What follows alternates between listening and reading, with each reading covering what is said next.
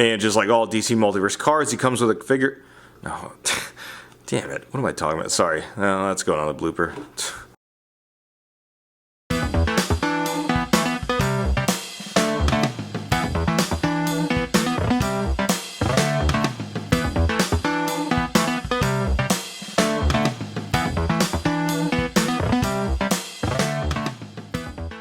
Hey, what's happening? YouTubers are back with a brand new action figure review, and today we're going to take a look at the new McFarlane Toys DC Multiverse Batman, based on his appearance in Batman Reborn, aka Dick Grayson as Batman. But like we always do with the reviews, let's get started with the box art first. So it's your standard McFarlane Toys DC Multiverse box, and in case you missed it, I highly recommend checking out the DC Infinite Hour with Brad, DC Universe Geek, Rob D. Toys, and Ahsoka the Geek. They actually had a chance to interview the director of McFarlane Toys and brand creative, Brian, and he had mentioned that they're probably going to keep the box the same, which I like. I like the consistency of the line, and plus I just like this. Like for those inbox collectors that display their figures, you know, on the side, like kind of like a library book, this looks pretty cool. And of course you see DC Multiverse logo, Batman, Batman Reborn, and on the back the image artwork that this figure is based off of. Then you see Damian Wayne, which we will see soon. I didn't know there was tease for a Page Puncher's wave, but that's enough about all that. Let's go and get the dick out of the box.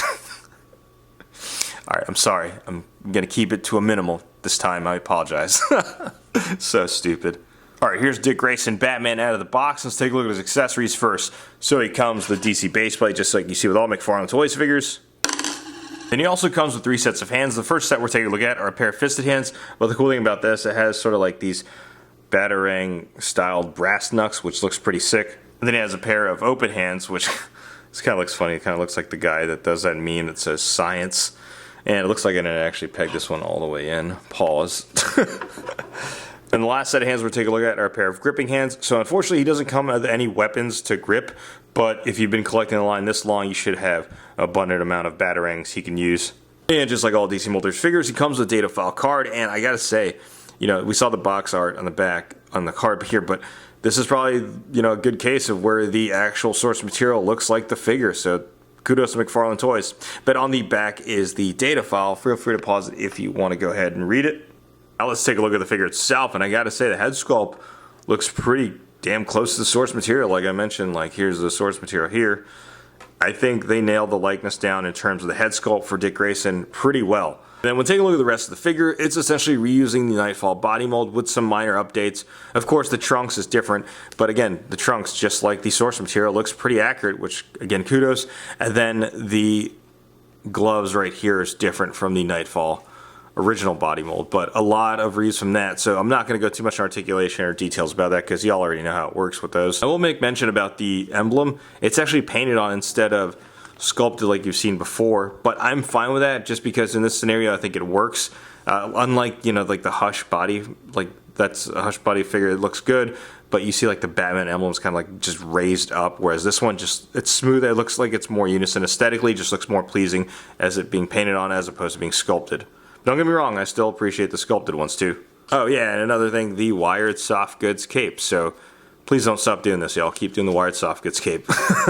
Now it's going to jump right into size comparisons. And first size comparison, here's Dick Grayson as Batman, standing next to a couple Bruce Wayne Batman figures that we've got in the DC Multiverse line. On the left, we have the Nightfall Batman in the black and gray variant, which is what this buck is based off of.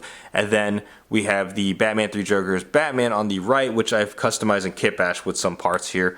I've used the Hush head sculpt on here, and on the trunks, I used the Batman from the JLA wave, but I think in terms of scale and comparison, I think it works in my opinion. But let me know what you think in the comments below. And next size comparison, here he is standing next to some other Dick Grayson figures in the DC Multiverse line. On the left, we have the black and red Nightwing from the 2-pack with Red Hood, and on the right, we have the Nightwing figure from the Titans wave. So it is cool to see McFarlane Toys kind of flushing out some different variations and looks of Dick Grayson throughout his time in DC Comics, with most recently this Batman look. But I think out of the 3 of these, I still, out of all the Nightwing figures, I should say, I still like this figure the most in terms of the body mold proportions compared to Batman. This one was a good figure, but I think he was just too tall in my opinion.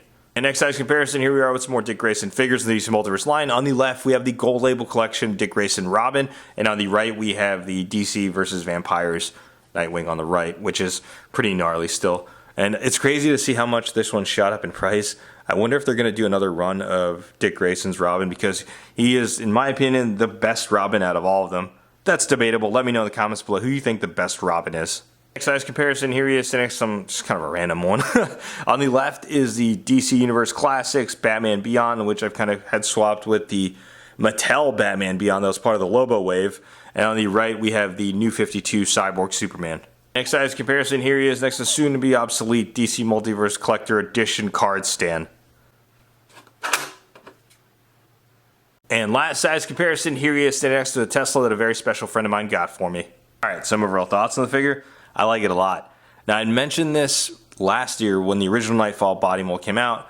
I said that's probably the best Batman figure they've made so far.